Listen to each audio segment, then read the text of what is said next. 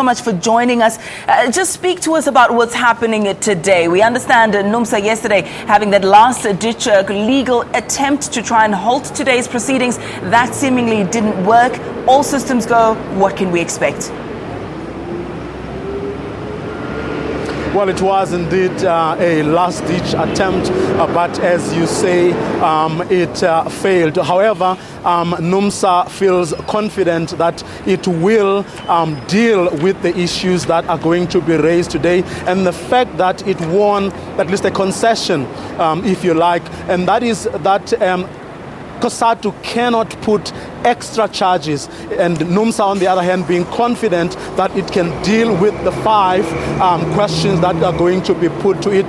They regard that as a victory in its own right, because they do believe firmly so that the 5 charges that are being put against them, they will be able to defend themselves against them, and that those charges are in fact going to fall flat. But we do expect their members, their supporters, the people who support Numsa, to be here as a show of force and strength. But also we are told that the other group has also mobilized people who will be here around 9 o'clock. So both groups are going to show here that they do have support, or they do have a mandate from their respective groups, and that each one, of course, being confident that whatever they want is indeed going to happen today. Let's speak a bit more about what it is that the various groups or parties involved, want. The issues at the center here. We understand the future of Zwelinzima Mavavi, a talking point there, perhaps hanging in the balance. We're also hearing rumors and murmurs of that united front, a political party that Numsa may want to be launching. Discussions will be taking place next year, we understand. But also the fact that they don't necessarily want to leave Numsa. Quite a lot of complexities involved. Talk us through all of that. Well, there are lots of charges, but the principal charge here today will be that Numsa has taken a resolution to actually poach members from other unions, something Cosatu has been against. Of course, there are issues within Cosatu. Everyone knows that there are people or unions that have actually recruited members or in spaces where they shouldn't be recruiting. The refrain, of course, has been that if you have proof, please bring it forward.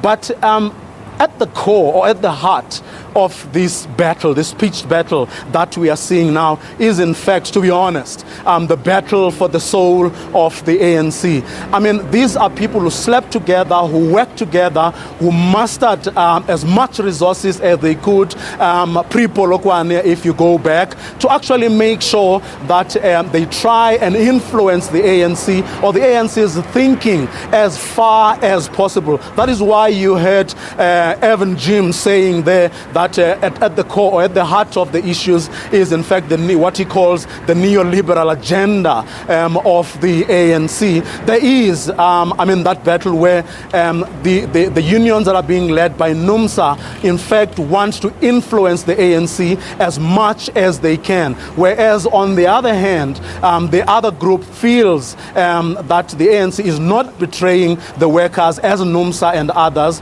are alleging, and that the future of the workers, in fact, lies within the ANC. Now, the truth lies somewhere in between, and I can tell you that it is indeed a casualty in this whole process, because other people are hiding their ambitions, other people are hiding their true agendas, and using these arguments of a neoliberal agenda, or others saying our future is actually safe with the ANC. There's a lot in between that hasn't as yet been explored, and that's what goes to the heart of what is going on today. Whether in fact Numsa will win the day, or the other group will succeed in expelling, remains to be seen. But what the other group that wants Numsa out seeks to do is to deprive Numsa that opportunity of being able to mobilize for an alternative to the ANC within Cosatu. Because what they have seen or found is that everyone who has tried to go against the ANC,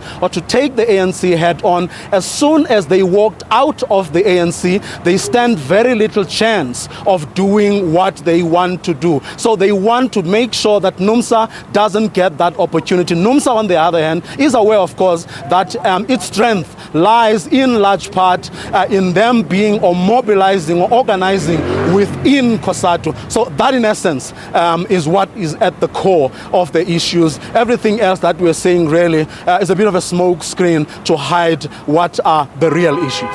Vuyo, thank you so very much for that update. We'll continue to cross live to you throughout the course of the show and even throughout the course of the day on DSTV channel 404. Vuyo Mvoko, SABC contributing editor, coming to us live from outside Cosatu House.